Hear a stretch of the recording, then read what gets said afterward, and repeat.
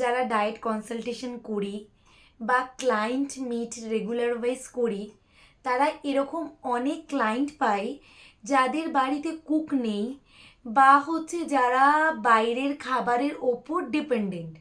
So আমরা কোন খাবারগুলো চুজ করতে পারি যদি আমার বাড়িতে আমি পুরো ডায়েটে রয়েছি এবং আমি ডায়েট ব্রেক করতে চাইছি না, কিন্তু আমার বাড়িতে কুকও আসেনি এবং আমার রান্না করাও পসিবল নয়, তো অর্ডার কোন ধরনের খাবারগুলো করব যদি তাদের দেখো, বাইরের খাবারের মধ্যে অনেকে ডায়াবেটিক যদি থাকো তাহলে অনেক টাইপস অফ ফুড হচ্ছে বাদ যাবে।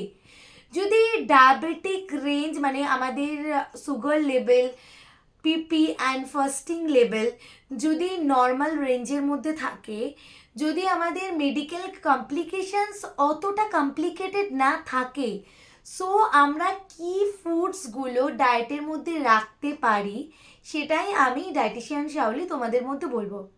আমি চাইলে ধোসা অর্ডার করতে পারি, চাইলে ইডলি অর্ডার করতে পারি, চাইলে কাবাব অর্ডার করতে পারি, যে কোনো ভেজ অ্যান্ড নন ভেজ, চাইলে তন্দুর চিকেন অর্ডার করতে পারি, চাইলে ধোকলা অর্ডার করতে পারি, চাইলে দই বড়া অর্ডার করতে পারি, চাইলে লাস্সি অর্ডার করতে পারি। যাতে লাস্সি অর্ডার করা কিছু নেই, একটা দই এনে গোল করে বাড়িতেও খাওয়া যায়, সেটা খুব একটা বড় ব্যাপার নয়। মোমো অর্ডার করা যায়, বাট মোমো হচ্ছে ওই স্পাইসি বলতে ফ্রাইড ফুডগুলো, যেটা ধরো এগরোল বা মোগলাইয়ের থেকে অনেক বেশি বেটার। বাট ওর মধ্যে যেহেতু আমরা জানি ময়দা, এবং ময়দার হচ্ছে খুব একটা অ্যাডভান্টেজ নেই এবং গাটস ক্লিয়ার করতে হেল্প করে না, ফাইবার রেট কম থাকে, বরং ব্লোটেড হয়ে যায়, তাই ময়দা আমরা খুব একটা সায়েন্টিফিক্যালি ডায়েটে ইউজ করি না। কিন্তু উপায় না থাকলে যদি খেতে হয়, আমার তো কিছু করার নেই। বা আমরা যদি চাই তো অর্ডার করে, এখন তো ইনস্টামার্ট অ্যাভেলেবেল এবং বাড়িতে প্রত্যেকেরই ইন্ডাকশান আছে, প্রত্যেকেরই হচ্ছে আমাদের মাইক্রোওয়েভ আছে, তাহলে আমরা মিলেট নুডলস অর্ডার করে বয়েল করে নিজেদের মতন ভেজিস দিয়ে খেতে পারি। আমরা ওটস অর্ডার করে ভেজিটেবলস দিয়ে খেতে পারি, ওটসটা তো খুবই কমন, এটা অনেক ডায়েটিশিয়ান বা আমরা সবাই দিয়ে থাকি।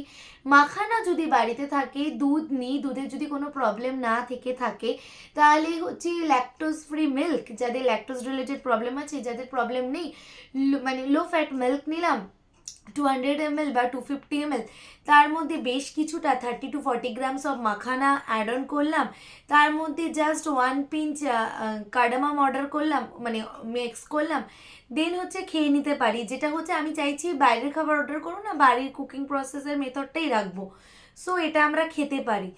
আদার্স রাইস বা রুটি করতে পারছি না বা ভেজিটেবলস প্রিপারেশন করতে পারছি না, সেই প্রিপারেশনসগুলোর কথাই আমি ইন জেনারেল তোমাদেরকে বলছি। আদার্স রাইসের মধ্যে তোমরা দেখো, আমরা জানি স্যুপ বা হচ্ছে স্টু, এগুলো হচ্ছে বাইরে থেকে অর্ডার করে খাওয়াই যায়।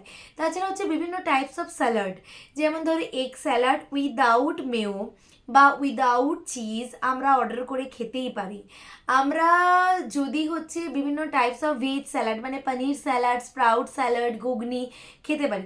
বাট প্রত্যেকটা যে কটা রেসিপি বললাম, বাইরের খাওয়া খুব একটা ঠিক নয়, মানে একদমই ঠিক নয়।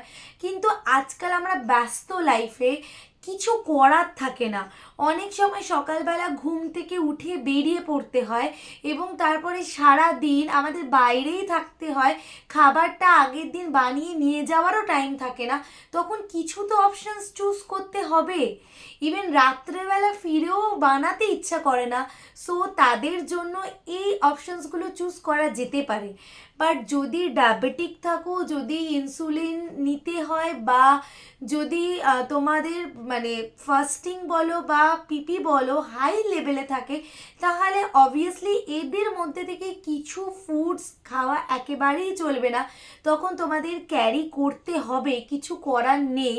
বাট স্টিল যদি ডায়াবেটিক পোর্শনটাকে বাদ দিয়ে যদি আমাদের আদার্স ব্লাড প্যারামিটারগুলো নর্মাল রেঞ্জের মোটামুটি থাকে ইভেন, তাহলে আমরা কিন্তু ভাবতে পারি।